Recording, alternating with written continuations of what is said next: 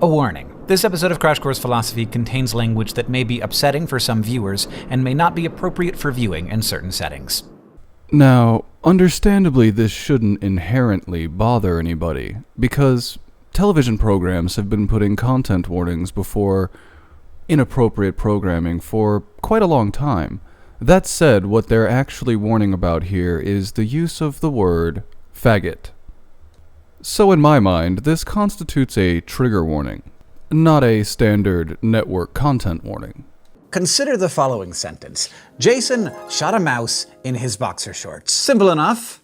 Or is it? Like, my first thought was that Jason was wearing the boxer skip shorts when he shot the the mouse. But maybe the mouse was wearing Jason's boxer shorts, or maybe the mouse was wearing his own boxer shorts, or was the mouse in Jason's boxer shorts while he was wearing them? And while we're at it, what kind of shooting are we talking about? Was it done with a gun or with a camera? Words can go wrong in lots of different ways. And when they do, the problem usually comes down to the distinction between speaker meaning and audience meaning, or what a speaker intends as opposed to what a listener understands.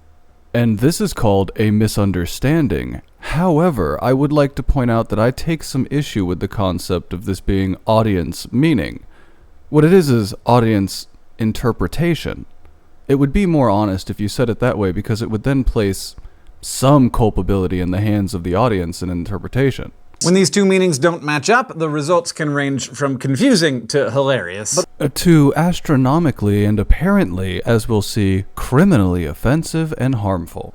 Words don't only convey meaning, they can also relate attitudes. And when a speaker's attitude doesn't match that of their audience, their words, whether they were intended to just be funny or edgy or dirty, can end up being seriously harmful. Now that audience attitudes have changed so significantly from 1996, I would actually be enthralled to see what you think this joke does. There's some shit going on with black people right now. There's like a civil war going on with black people. And there's two sides. There's black people and there's niggers. And niggers have got to go. Every time black people want to have a good time, ignorant ass niggas fuck it up. I wonder if you would see that in modern times as Chris Rock supporting the evil white supremacy, or if you'd see that for what it is, which is Chris Rock making a joke towards a certain subset of his own community. Actually akin to what Jeff Foxworthy does with the "you might be a redneck" bit. And now is the part where I warn you that we're going to talk about some of those harmful words today. I'm going to say them, even though I'm not going to like it.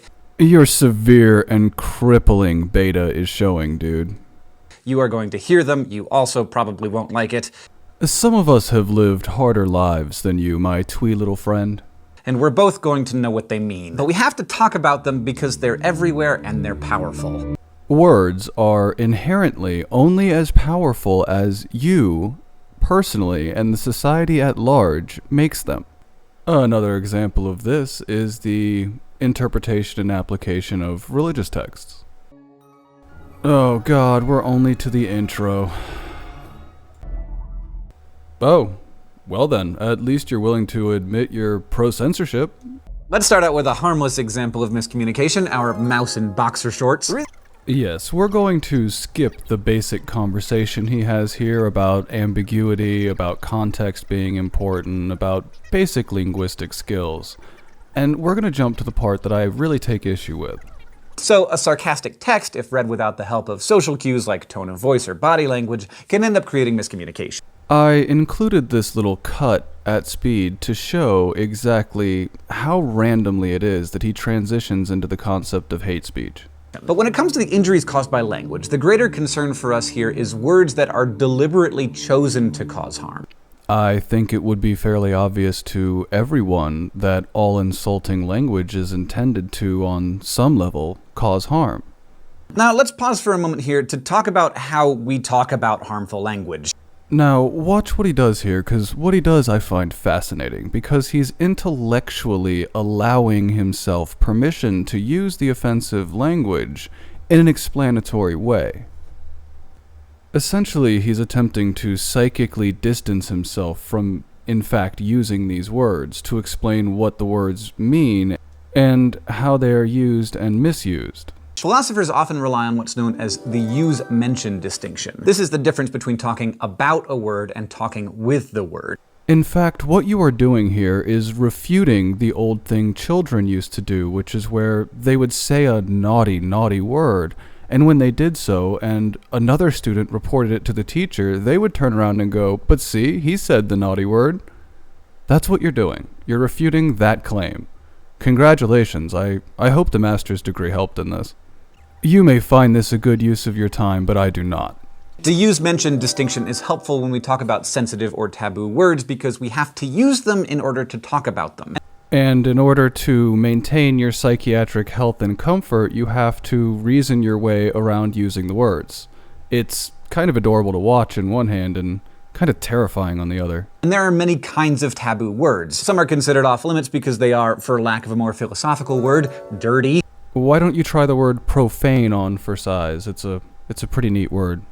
Dirty words are scatological, blue, coarse. They refer to things like body parts, bodily functions, and sexual acts. You probably don't want to use these words in polite company, but if they do offend people, it's because they offend their sensibilities and not, say, their ideas about themselves or their identity. Okay, now I know you don't know what you're talking about. If you don't think being perpetually offended at dirty words is part of the identity of what it is to be a waspy individual, I cannot help you, friend. These words are used for emphasis, to shock, and to express strong attitudes, but their point isn't to target a person. Their point isn't to harm. Well, it is phenomenal to know that you at least acknowledge that, and we don't have to go all the way back to George Carlin's words you can't use on television skits to explain how ridiculous it would be to regress quite that far.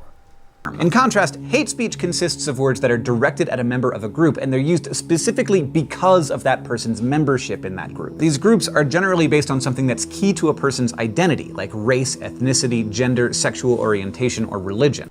By the two definitions that you have just provided me, I can presume that essentially every single human being on the face of the planet has been a victim of hate speech, thus rendering it almost meaningless. Am I correct?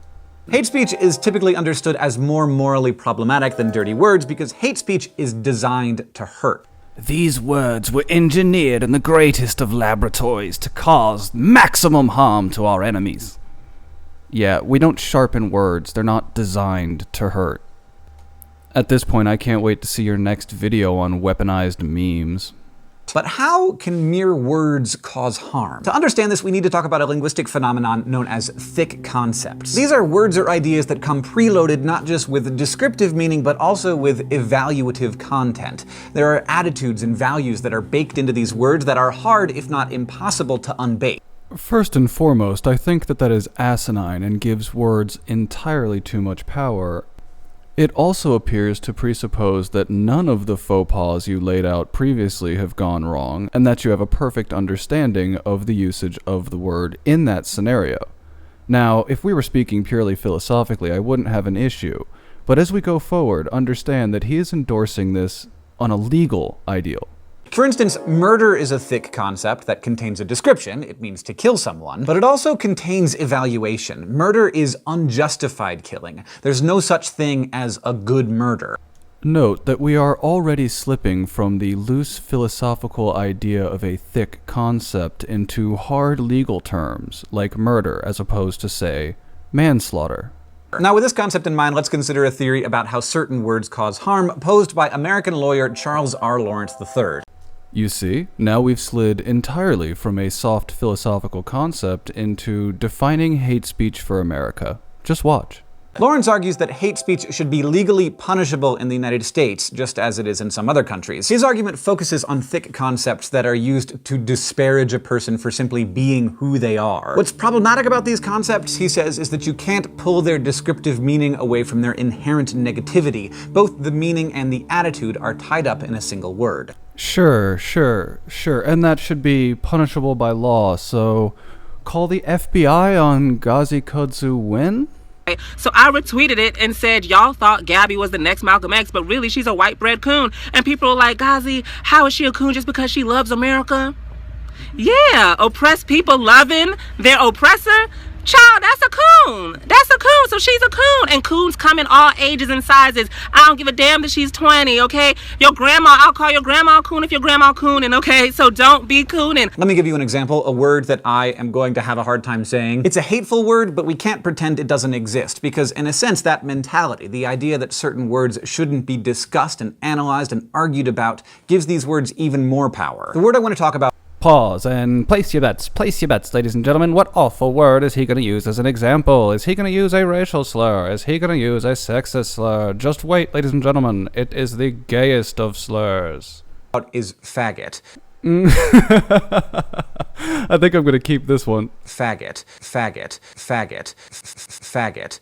This word has descriptive content in that it's commonly used to describe a homosexual man. But that description is bound up with an inherently hateful attitude, so much so that the target of the word is unable to separate that attitude from the fact about his identity. Then perhaps, maybe, just maybe, he should toughen up and stop being such a faggot. The word hurts because it tells the target that an essential part of his identity is bad. Being told that you're wearing an ugly shirt or that you have a stupid haircut might sting, but those aren't essential parts of you. If you're told that who you are is inherently bad or wrong, then you're being hit to your core. The point of using a word like that is to harm. That's all it's used for. That is its sole purpose. Yes, and since this word is bad and I have deemed it bad, we should for sure make it an illegal offense to use the word. That will solve the problem. And Lawrence argues that while free speech is important to democracy, hate speech should not be protected. Instead, he says, hate speech should be understood as belonging to the class of speech known as fighting words. And yes, that's an actual term. They're not just for cartoon cowboys. Fighting words are words that are meant to incite violence. And since the point of protecting speech is to promote open communication, Lawrence says, words that are designed to replace communication with violence and fear don't deserve constitutional protection. Luckily, despite your egregious misrepresentation of how that law is actually applied and how it has changed since its foundation, the Supreme Court disagrees very heartily with you and that gentleman, and I should hope that they continue to do so. Now, we're going to go from the serious to the utterly ridiculous. Contemporary American philosopher Stephanie Ross offers another explanation of the way that words can harm. Stephanie Ross, the radical feminist theorist that works for the University of Missouri. Just wait, this gets good. Let's head over to the thought bubble to explore it with some flash philosophy. Rather than focusing on words that most people would agree are negative, Ross deals with words that generally seem innocuous. Imagine a feminist theorist that's a petty, vindictive language cop. Who'da thunk? Think of the word baby, used as a term of endearment among adults, particularly applied to women. Because women are just inherently more easily harmed by words, right? Men never get called baby. I mean, by these lines and by this kind of generality of language, what you're saying is that I should be vaguely offended when a girlfriend says that she loves her cat, or loves her new car, or loves her job. That's the same word she uses to describe her emotional attachment to me. Are you equating all of these things? Nothing wrong with calling your significant other baby, right? Well, Ross thinks there might be. She says that words people use to refer to us can create what's known as metaphorical identification. I bet this dumb bimbo believes in gaslighting too. Hell, I bet she's had it done to her because she's that incapable of formulating her own identity. Think about the characteristics of your average baby. Helpless, dependent, relying on others to care for them, to make decisions for them. Ross argues that when a person is repeatedly referred to with a word like baby, a metaphorical identification gradually takes place whereby she begins to think of herself as having those traits. Certainly don't articulate or identify the fact that she may actually already feel those traits and enjoy being coddled. No, ignore that. In other words, she starts to see herself as powerless and dependent, as someone who relies on others, particularly the men who call her that, to take care of her. Can any of the women in my audience imagine being this weak, that being called baby reduced you psychically to a state of childhood? This might sound far-fetched, but think about it. The way we think of ourselves is largely shaped by what we believe others think of us, and we tend to act according to the expectations that we think others have of us. I really find it disheartening that in modern times, so many people are encouraged to externalize their locus of control. You could just be who you want to be and ignore the people who are complaining about it. Many people do that, and this is, as they say, a free country. So, a child who knows he's thought of as a troublemaker is more likely to continue acting out, while a child who's perceived as a winner is more likely to push himself to win. To be clear, Ross doesn't think this is something that happens consciously. She sees it as insidious, eating away at our self-perception without us even being aware of it. It sounds to me as though Ross might benefit from a few days in a mental institution and a balancing of her paranoid schizophrenic medications. The words people use to refer to us end up informing the way we understand ourselves. Thanks, Thought Bubble. Now, what about hurtful words that you probably wouldn't classify as hate speech? I'm talking about more prevalent language, the kind we use in the cafeteria, in dorms, when talking to our friends, or talking about our enemies. You mean like your initial example? Like faggot, which is tossed around as a jovial male insult at this point. They're hurtful, but they're powerful in a somewhat different way because they're almost mainstream. And because we see them as less threatening, no big deal, they could actually be more likely to cause unintentional harm. So consider another word that I really don't want to say, slut. You are so fucking awkward. This is another thick concept. It has descriptive content in that it's used to refer to women who have casual sex, but it's the evaluative content that really does the work when this word is used. So, by your previous example, are you giving slut as an example of hate speech? The attitudes that are baked into this word, attitudes specifically about women and sexuality, are so potent that it's even used to describe women who don't have casual sex. People use it to describe women who just, wear clothes that they consider revealing. The only time in the last decade I have ever heard someone call another person a slut, not in jest, it was a woman insulting another woman for dressing like a slut. And when it's used in jest, it's also used by predominantly young women, who use it as a weird colloquial compliment. And the word is meant to mean that kind of woman is bad. For a healthy, long-term, stable relationship. And potentially for the sake of avoiding STDs. The attitude and the description are all bound up together. Unlike her legs. Hi-yo! Now, maybe you have opinions and reasons for those opinions that you feel justify using this word, but it might also be the case that you don't actually think there's anything wrong with having casual sex or wearing certain kinds of clothes. So you might want to think twice about using a word like that. Just imagine being this neurotic. I can't imagine he's a lot of fun at parties. Because when you use it, you're signaling a specific attitude to other people. You're endorsing that attitude. And when you shame people about it and you attack them and correct their language, you're signaling another direction and you're signaling that you think a different way. So if it's an attitude you don't really hold and one you don't think others should hold, you should take care not to spread it through your speech. Okay, now let me make just one more point. No one is telling you what you should or shouldn't say here. That's not my job. Funny, you just spent 10 minutes doing it and concluded by saying you shouldn't say those things, but go on. My job is to help you scrutinize, with a philosopher's distance, the language that we all use. It's philosophers like you, philosophers in your ivory tower without any sort of concept of pragmatism or application to the real world, that make people think philosophy is useless and meaningless, and running up its own ass. It's people like you that are giving philosophy and philosophers a bad name. The philosophy of language can help us bring scary, powerful words out into the open and figure out why they're scary and powerful.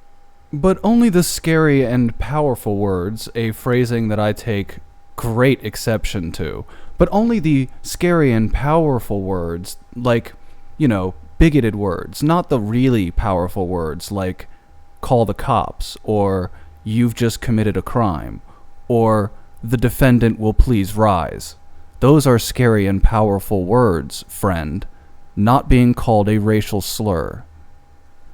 And then, with reasoned arguments, we can understand and explain how the language that we use can inflict harm on others. Obviously, deliberately using words to harm is awful. But even if you don't intend hate with the words you use, your audience might not understand that, because speaker meaning and audience meaning don't always match up. Only by thinking seriously about the words we use and what they mean can we understand how they might be perceived by others. So go forth, great minds of the world, go forth, great philosophers of the West, self-police, and police thy brethren's language. 'Tis for the good of humanity, 'tis for the good of all mankind.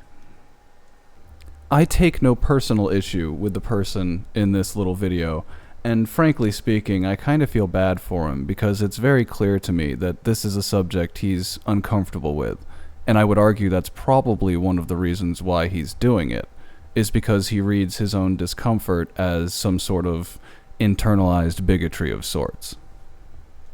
My issue, and the problem I mainly have with this, is its attempt to combine philosophical linguistic principles with the principles and application of hate speech and fighting word law in the United States of America. And frankly, I don't look forward to a day when this sort of precedence comes to the courts, because the reversal will be true. And there will be people jailed for insulting and attacking anyone's ethnicity at any time, anyone's sexuality at any time. Because once that precedence is set, the application of that law is neutral, and it will not be beneficial for society. So I would ask you to think in a more pragmatic manner about how one would even go about applying the laws that you describe in here, or applying the principles you describe in here to a law, and what the effects would be on the greater society. That's it for me, ladies and gents. I hope it was somewhat entertaining and informative, and frankly speaking, I'm sorry to hear that these guys are headed in the direction of doing their own segments on sociology as well. It's a downward turn, and frankly, it probably spells the end of their channel. Thanks for being here. Stay safe, good luck, and goodbye.